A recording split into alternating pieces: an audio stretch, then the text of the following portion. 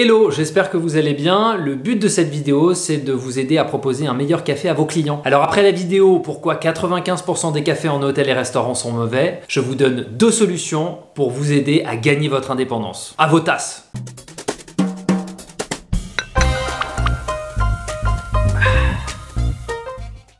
Alors les solutions, c'est très simple, c'est une machine automatique et un café de spécialité.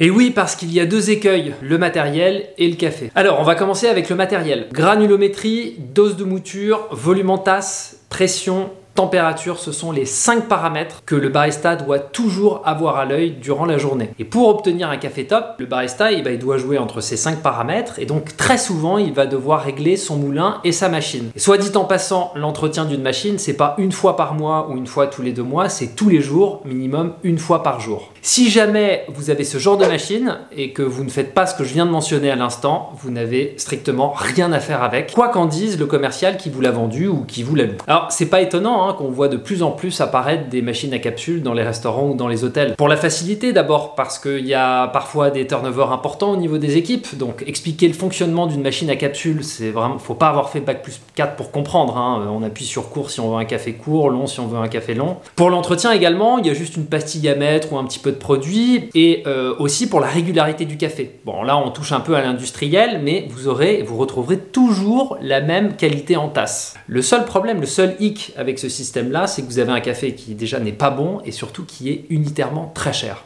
Et la qualité du café, elle est exactement la même quand on vous colle ce genre de machine. En France, on connaît rien au café. Alors quand on a un commercial qui arrive, qui vous prête une bête de course et qui vous vend un café, son café de la gamme Excellence, on est grave partant. Sauf que c'est en général sur ce genre de café qu'il marge énormément parce qu'il faut bien qu'il rembourse la machine. Si c'est pas vous qui remboursez la machine, c'est qui ?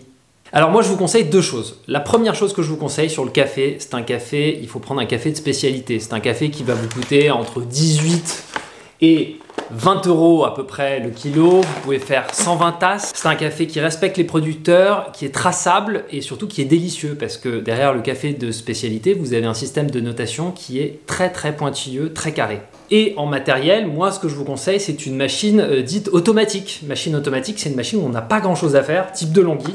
Alors, avec la possibilité de mettre du café en grain, c'est très important. Ça, c'est une petite machine pour une 50aine de cafés par jour, mais voilà, ça va dépendre de vos capacités d'accueil en termes de couverts de lit, mais vous pouvez la doubler, vous pouvez prendre des machines plus grandes. Et c'est des machines qui sont très intéressantes parce que, donc déjà, ça moule le grain minute, vous l'entretenez très facilement et on retrouve toujours la même qualité en tasse. Après, il va falloir valoriser ce café auprès de vos clients parce que normalement, vous le vendez un peu plus cher. Je vous mets un petit calcul de coût en commentaire qui serait susceptible de vous intéresser sur la rentabilité du café et sur l'amortissement de la machine. Vous allez voir, c'est très rapide. Mais la valorisation de ce café auprès de vos clients, elle est hyper simple. On fait attention aux producteurs et on fait attention à vos papilles. Et quoi de mieux pour finir un repas ou pour commencer une journée? Malheureusement, en France, on n'a vraiment pas la culture du café. C'est le parent pauvre de la gastronomie. On sait à peu près tous faire la différence entre un vin bouchonné et un vin qui ne l'est pas. Mais à qui a-t-on appris à faire la différence entre un café brûlé et un café qui ne l'est pas? Entre un bon café et un mauvais café? Maintenant, on le sait, le café, c'est une bombe aromatique. On a décelé entre 800 et 1000 molécules. C'est hallucinant, c'est le double du vin. Alors n'attendez pas,